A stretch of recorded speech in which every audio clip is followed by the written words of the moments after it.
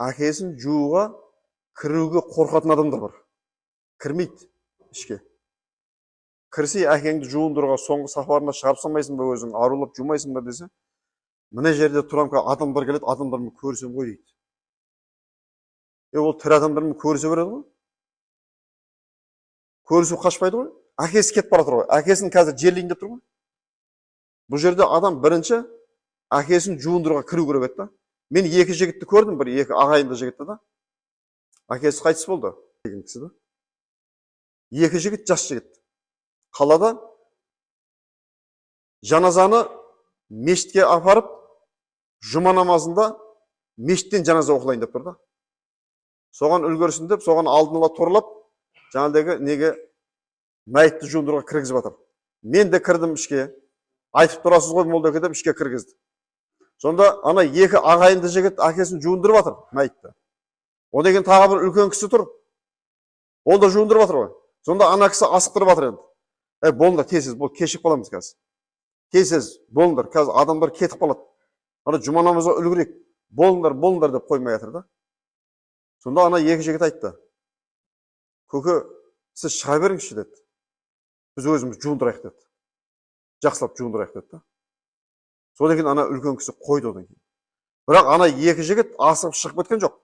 Ол екеуі әдемілеп әкелерін, екеуі де сол кісінің баласы. Әкелерін жақсылап жуындырды. Жуындырып, сүртіндіріп, орап, алып шықты, апарды, үлгерді. Ешқандай кешіккен жоқ жұма намазға. Жамағат қатысып сол жерде. Мінекей де осы екі жігіттен өнеге алу керек талай біздің бауырларымыз. Әкеңді жуындыруға кір десе кірмейтін кісілер бар да. Қорқады. Жаңағыдай айтатын сылтаулары, мынаяқта отырып үлкен кісілердің өзі кейде ақыл айтады. Балдары кірмейді жуындыруға. Ұят болады ол дейді. Кім айтты басқа біреу кірсе ұят болмайды деп? Әурет жерді ашып тастаса ұят болады ол бәріне. Ол жалғыз балдарына емес, басқа кісіге де, құдасы келсе де, кластасы келсе де, ол әурет жерді жауып қояды бәрібір. Мынандай матаны кесіп береміз, әуретті жауып қой деп. Абайлап қарамай жуындыр деп айтамыз оны. Ол баласына да сол заң, ол басқа ер адамға да сол заң. Кіргеннен кейін әуретті ашпай, беймарал қарапты жуындыру деген нәрсе жоқ.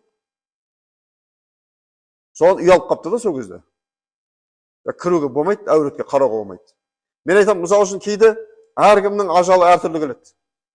Әркімнің ажалы әртүрлі болады да.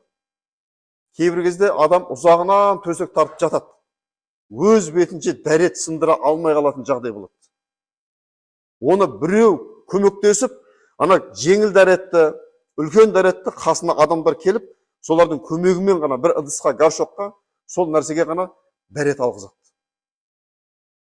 Сол кезде ана баласы немесе қызы, әйел кісі болса қызы, құдағи кеп жуындырсын, құдағиымыз кеп, құда келіп дәрет алғызсын деп қарап отырамын сонда. Не істейді? Өзі қарау керек емес па? Міне сол сияқты тірі кезінде әурет жерге қарау қалай ұят болатын болса, қайтыс болғанда да сондай ұят болады. Ол барлық адамға бірдей одан кейін.